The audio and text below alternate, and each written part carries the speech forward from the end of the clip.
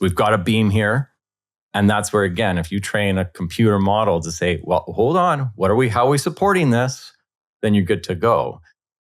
But like I said, when it comes to, I guess, more the creative side where you go beyond the envelope, right? Pushing the boundaries with design of doing that, sloped wall. How are we doing it? And again, if AI, I always had people be like, oh, we're going to just push, once we get that model done, we're just going to go create the CDs by pushing a button. And I'm like, yeah, that's going to be a disaster. It's going to look like a house at the end of the day because it's going to use house details that are not going to match because AI is just seeing that. Yeah.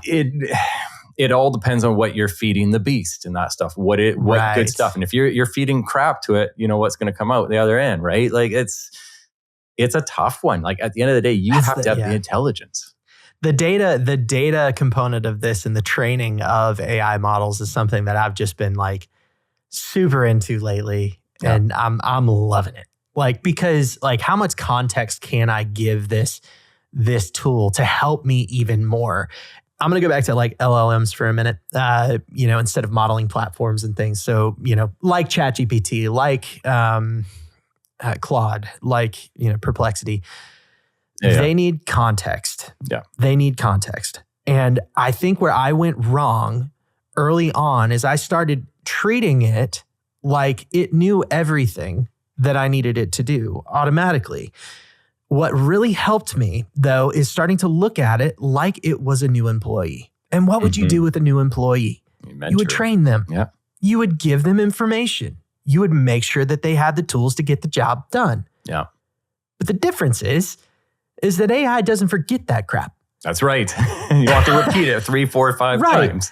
And so that's the thing that's, I don't know, I'm getting really excited about that, especially from from a detailing perspective, from like all of these other aspects. Like that is the thing that's ultimately going to shift, I feel, in our industry.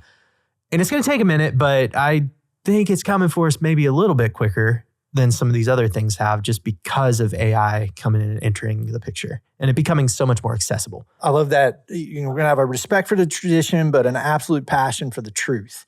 And so we're going to continue in that theme. I think we can all agree that it's going to change. Yeah. I think we all can agree that we all need to adapt, which I believe does bring it full circle to the message that you were bringing, Matt, was that architects and the industry at large needs to adapt. Like we need to be adaptive in our processes and workflows and look for the next thing, like whatever that is.